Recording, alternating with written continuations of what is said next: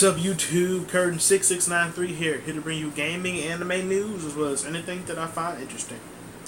Another game that I wanted to review today, for games of the past, would be the Mortal Kombat trilogy on the PS2, which would be Mortal Kombat, I think, 5, 6, and 7, which would be Deadly Alliance, Deception, and Mortal Kombat Armageddon.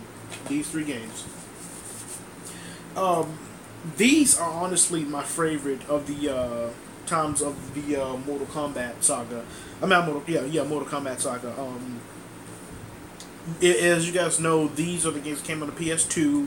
These are probably the biggest game changers of the series after Mortal Kombat 4. The first one is it's in that order: Deadly Alliance, Deception, and then Armageddon. Deadly Alliance takes place after the defeat in Mortal Kombat 4. Raiden defeats Shinnok, and then in Deadly Alliance, Raiden has ascended to Elder God status, so he's pretty much with the Elder Gods. Quan Chi is running from Scorpion, I think, and then he stumbles into Dragon King's army. He teams up with Shang Tsung. They take out Liu Kang and Shao Kahn, but Shao Kahn actually doesn't die. You actually find out in the next one that he actually didn't die, but they beat him up. But Liu Kang dies, and then they use his soul to fuel one of the soldiers for the Dragon Army. And the Dragon Army, if you guys don't know, the Dragon King, who was the king of the Dragon Army, was basically the original ruler of Outworld before Shao Kahn. Shao Kahn was actually the general, and Dragon King was the ruler. And the Shao Kahn didn't want to rule next to somebody, so he poisoned Dragon King to sleep, killed him, and then took the role of the King of Outworld for his own self. And his army pretty much was just reanimated souls. So once the Dragon King was taken out, the souls pretty much they went away, and so his army was just sitting there, as lifeless skeletons. And Shao Kahn and Quan Chi revived those souls, and they're pretty much going to use that army to take over pretty much the world. And that's what pretty much Deadly Alliance is about. It's about Raiden coming back down as an Elder God and pretty much stopping the Deadly Alliance. And from that leads straight into Deception. I'm going to go through the storyline first, then I'll go back and review the gameplay.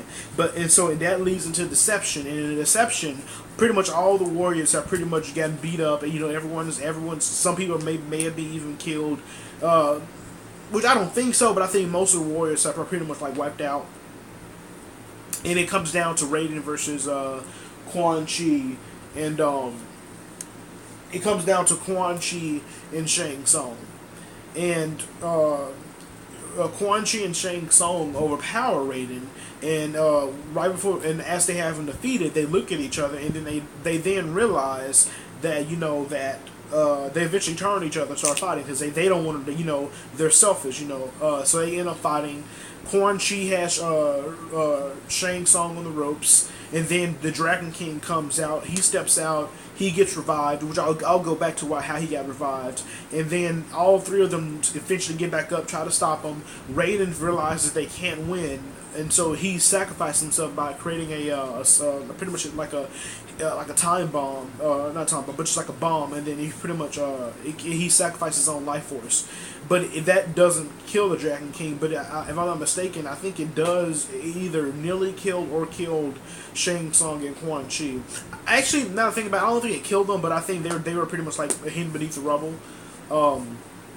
So it was a wasted effort, and he does get revived as Dark Raiden. What else happened? So basically, the Dragon King is on the loose, which will then lead into Armageddon. But before I get to Armageddon, how the Dragon King got revived through the story mode of Deception, in which you play as a warrior named Chujinko, who was originally under the tutelage of Boraicho, who was one of the martial artists in the game. And basically, what happens is you come in contact with this spirit named Damashi, I think it's Damashi, and this spirit tells you that you're meant to be a great warrior and that you're the chosen one of the elder gods to pretty much defeat a great evil. And you basically play as Shujinko pretty much throughout his life as he travels across like the 6 realms of the game, learns different skills from fighters that he encounters on his way.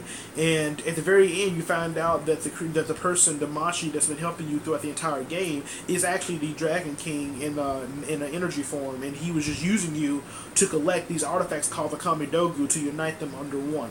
Now, if you guys know what the Kamidogu is, the Kamidogu are the 6 artifacts that represent each of the realms, and all the realms together were originally into one, called the One Being, and the One Being was aside the Elder Gods, because at the very beginning of the universe with the Elder Gods and the One Being, well, I guess was like this energy source, just kind of like a god, like another angel, like a god or something. And the One Being, was kind of selfish, I guess, kind of evil. And so they split the One Being, and they split his energy into 6 artifacts. And those artifacts represent the 6 realms. So I'm guessing the One Being got split, and his energy went throughout, and that's how it made the different universes. Such I think like Earth Realm, Edenia, Outworld, Nether Realm, Chaos Realm, Order Realm. I can't think of the next one, but yeah, those are just some examples.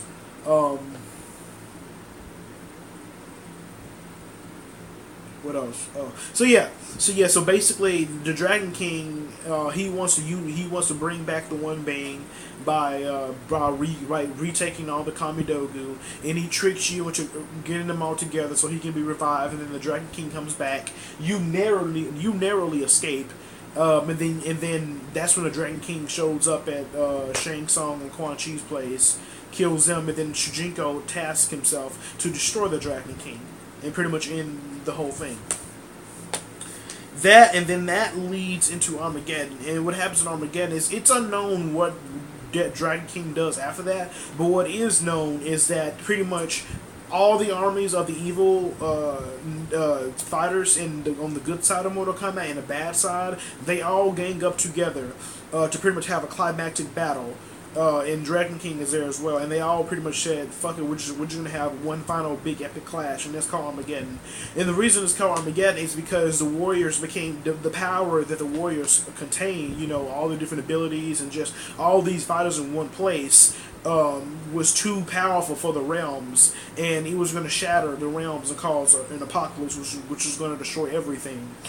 And some of the elder gods, some of the older gods in the past foresaw this, and so they created this how would you say they created like this checkmate, which this warrior called Blaze, who was gonna stop Armageddon, was gonna bring about Armageddon and kill all the fighters, that way resetting the chain. So that way, when the warriors got too kind of like the second coming of Jesus, how like when the world gets bad enough, Jesus will come back. In Bible lore, same thing with Blaze. Like when the warriors got too powerful, if things got too bad, Blaze was going to come in, wipe out everybody. That way, it would balance the equation. And that's what Armageddon is about. It's about this huge battle that's going to go down, and at the same time, Blaze is going to come out. And just to kind of show you how that leads into Mortal Kombat. Before I get to that, actually. In Armageddon, you play as a warrior named Tagon, you play as Tagon, and then he has a brother. I can't remember his name. I think it starts with D. I can't remember his name, but his brother's Dagon, but I can't remember his name. But basically, yeah, you play as this one guy, and you're like the son of one of the other gods, and you basically have to go through and pretty much make your way to the battle. And you encounter different characters on your journey and stuff. It's just more stuff, more filler stuff. But the reason that this leads into the newest Mortal Kombat game is at this battle, after everyone has pretty much been defeated, except it's unknown what happened to Blaze, but it can be assumed that Blaze was defeated. But basically, Raiden and Shao Kahn are the only ones left on the battlefield, and Raiden is pretty much got his ass beat by Shao Kahn, and then Raiden sends a message to himself in the past to prevent everything from happening. because he knew he was screwed. Um, and also, Liu Kang gets revived in Deception. Sometime in between Deception and Armageddon, he gets revived by some unknown force. He comes back to life. Possibly because, Shao Kahn and, Shang Tsung and Quan Chi were out in the picture. Who knows, but he comes back. But that's pretty much the story of the 3 games. I know there are things that I kind of misquoted on or probably didn't mention, but I just kind of went through the basic storyline of the games, and I'm sure most of you guys out there have already played it. I would just kind of give you a brief overview if you haven't. But the gameplay of the games, they're all great. And how the game works is everybody in Deadly Alliance, everyone is equipped with 2 martial arts styles and 1 weapon style, and there are combos that you memorize with each character, and there are some longer combos which you can actually switch styles. And you can do like one style and then do another style and then go into your weapon style and all in one combo. And that's how it works. It's a 3D game, 3D fighter. The first one comes with like 20-some characters. It comes with most of the characters. It doesn't have Liu Kang because he's dead. But Liu Kang is. Liu Kang, he is in Deception though. It's very hard to find him. You have to really search hard. I had to look on the internet for him, but he's in there. Basically, what was I going to say? Yeah. So basically, the combat is a lot of fun. The only power part is that you have to memorize combos and things like that. But it's a lot of fun. The Conquest mode is basically you learning the combos of all the characters. So the Conquest mode is a good mode to play if you want to like learn the characters' combos. And an interesting note is that if you complete Conquest mode, once you reach the very end, you actually unlock 2 warriors. You unlock Blaze, which yes, Blaze was actually a character. They already had him designed back in Deadly Alliance. I'm not sure exactly what his purpose was, but I think they were planting that seed for later on. You can play as Blaze, a skinny version of Blaze before he went all evil and stuff. Well, he was never really evil, but I would say he was before he had to fulfill his purpose. So you can play as Blaze. You can also play as this guy named, I think, Mocap, which is basically kind of like like one of the designers of the game, like where he has like little balls on his body and stuff. You can play as him as well. And now in Deception. I think Deception has less characters in my opinion, but I think more you enjoy more of the characters. Like it actually has Liu Kang. I heard the GameCube version actually has, I think, Goro and Shao Kahn, which I don't know why they put it on the GameCube version of all the versions to put it on. Why not the other ones? But it's a great. And Deception is very, very well done. I love Deception. Deception is actually my favorite one of the series because the Conquest mode. The Conquest mode is so much fun. Being able to travel around as Yujinko through all 6 of the realms is just a lot of fun. It's, in my opinion, it's the closest thing to a Mortal Kombat RPG you're ever going to get. And there are also tons of side missions. There are tons of like characters that you can interact with. There's it's just a lot of secrets, a lot of exploration. I think I've put in maybe like 20-30 hours into that in the Conquest mode. Back in the past, I put in a lot of hours. I've nearly cleared out the entire crypt on Mortal Kombat Deception. I'm only missing like 5 or 6 crypts, and they're probably nothing important because I have all the characters and most of the concept art and all the unlockables. Deception is my favorite one. I love Deception. Now Armageddon, there are things I like about Armageddon, and then there are things that I don't like. Armageddon, the thing that I do like is that it has Creative Fighter, and also the biggest thing is that it has literally every single character that's ever been in a Mortal Kombat. It has all 64, I think. Literally everybody. It has everybody in that game. So I will give Mortal Kombat Armageddon a plus. They put everybody into Mortal Kombat Armageddon. And that's what I really enjoy about the Mortal Kombat Armageddon. It also has a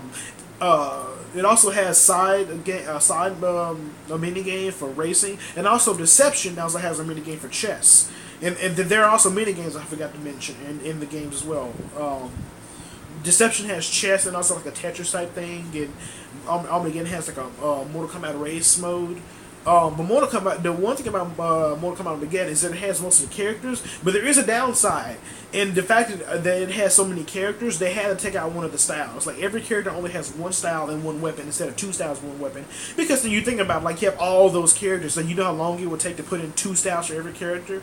You know, I don't even know how many. I mean, I'm sure there are hundreds of styles, of martial arts styles in the world, but I mean, that I think for to hire that many people to come in and show martial arts moves, I think it was a wise move, but it does shorten the combo list. But like I said, there are so many characters into Mortal Kombat Armageddon.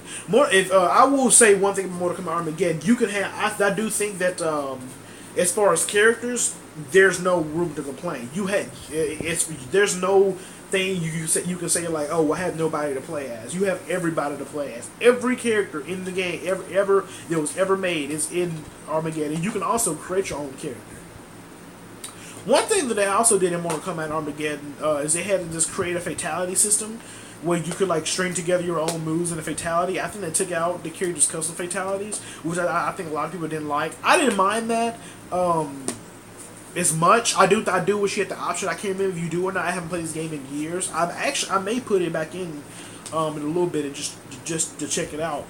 What was I gonna say? But yeah, there's a lot of characters, only one style though. Mini games. Oh, and the conquest mode. How the conquest mode works is when you're playing as a character. I think his name is Tavon. It's something, but yeah. Once you're playing as him, instead of having the RPG elements of Mortal Kombat Deception, it's a more of a beat 'em up level base, which I didn't like that. I kind of felt like one thing it did do, it improved on the combat system of Conquest, because there really wasn't a combat system of Conquest. What would happen was when you would fight a character, it would exit out and it would go back into the fight mode. It's like a battle arena, and then you would change into any character that you had learned. Like, whenever you trained under a character in Conquest mode, you would change into that character. You would fight as a character. You would never fight as Shujinko himself. Well, you could, but it was rare. It was every once in a while, because the game, I think you would randomize depending on how many people you have under your belt as you learn the moves. But Shujinko, you never really often play the Shujinko. In Armageddon, they made sure that you had a chance to actually play as the character. And but in favor of that, even though there is a beat 'em up style to the game, which I honestly wish was in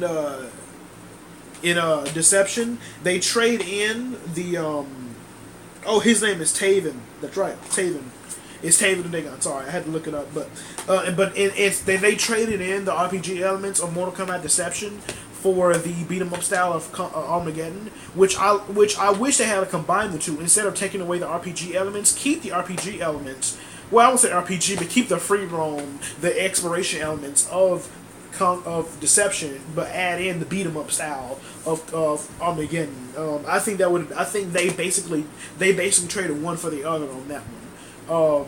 But it's still a lot of fun though. It is, but I will say that I do miss that exploration feel that Conquest mode and Deception have, which is why Deception is my favorite one, because there's just so much to do. It's so fun. It is so fun. But yeah, though, that's my review of the three games. They're all very, very well done games. I love them all. These are my favorite ones of the series. I love the newest Mortal Kombat game, but these right here are my favorite ones. These right here. I love these games. I put a lot of hours into them, especially Deception. I've also played a lot of the mini games. It's a lot of fun. You guys should really check it out. But let me know what you guys think. That you enjoy these games? Did you play these games? Which one was your favorite? How did you like the different conquest mode? How did you like the storyline? How it became more immersive and more enhanced in these more recent versions of the titles? I won't say more recent, but you know what I mean. The later versions of the title. Let me know what you guys think. Do you guys like these reviews that I'm doing of games in the past? Let me know. And I'll see you guys later. Curtis 6693 out.